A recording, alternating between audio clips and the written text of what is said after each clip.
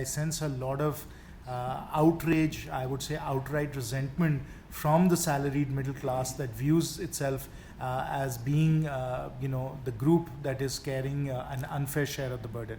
I see that over and over again. And I'd like to just offer some facts for your consideration on that matter.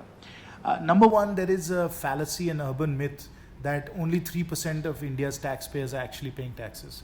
That is wrong, and it's wrong on two counts. Number one, you don't look at individual taxpayers, you actually have to look at households. There are 25 crore households in India, of which the vast majority are in the agricultural sector where there is no tax on agricultural income. We don't have a very clear number on that, but let's assume that 60% of India's households are getting only agricultural income.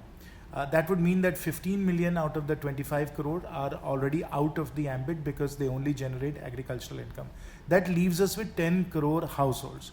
Of the 10 crore households that are generating non-agricultural income, remember that our slab is 2.5 lakhs. As you know from the SECC, actual income in India is quite low.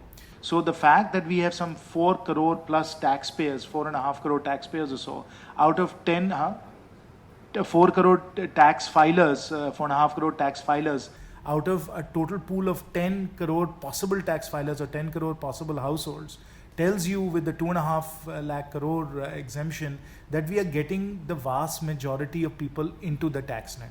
The other thing that you should know is that the number of people filing is going up by 15 or 20% every year and has consistently been going up. And we are very vigilant with all the various different approaches we have of looking at who has bought expensive equipment, bought luxury items, whether it's cars, whether it's TV. Obviously, with the 2 lakh rupee reporting requirement on PAN cards, we are continuously finding people who should be paying their taxes and including them in the tax net.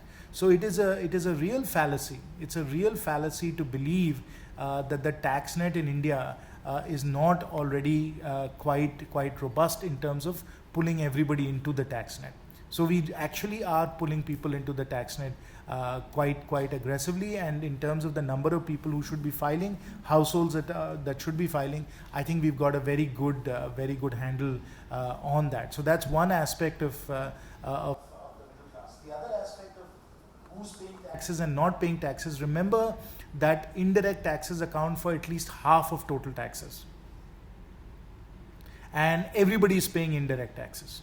So everybody is paying tax in this country. In fact, the argument in India would be that our direct taxes are too low because indirect taxes, fundamentally are regressive, because the poor who should not be paying much in taxes are paying quite a big share of their income in indirect taxes as well. And then, of course, corporate taxes also are based on people buying goods and services, and that includes the poor who should not be paying, and then that, of course, flows through as corporate taxes. So individual taxes, when you look at them out of the total tax collection, is actually not such a large share. It's all in the budget documents. You can see what share comes from individual taxes. And so this notion that the middle class is carrying an unfair share of the tax burden, I would say is not supported by the facts. In addition, of course, as you know, as far as tax rates in India are concerned, they are below global standards. So the average tax rate, or the top tax rate in India for middle class taxpayers, making over 10 lakhs or so, is 35% when you include everything. And our VAT and excise and so on, if we do get GST, will come in at 16%. If you look at the top tax rate in the US, including state plus federal, it's at 55%. If you look at the UK, it's about 50%. If you look at China, it's 45%. These are tax rates around the world. Of course, Bodhisattva here is from Singapore. He knows that Singapore and Dubai have very low tax rates. But friends, last I checked, neither Singapore nor Dubai has an army that they're supporting, right? So we really can't compare city-states to large economies. When you look at large economies, India's tax rates are absolutely reasonable. And of course, we have a real challenge as far as our tax base is concerned, because India's total tax to GDP ratio, state plus center, is between 16 to 17%. Comparable economies like China are 20-21%. We are well below where we need to be from a tax to GDP ratio. So as far as the middle class is concerned, my own sense looking at the facts is that it's not true to say that the middle class is carrying an unfair share of the burden.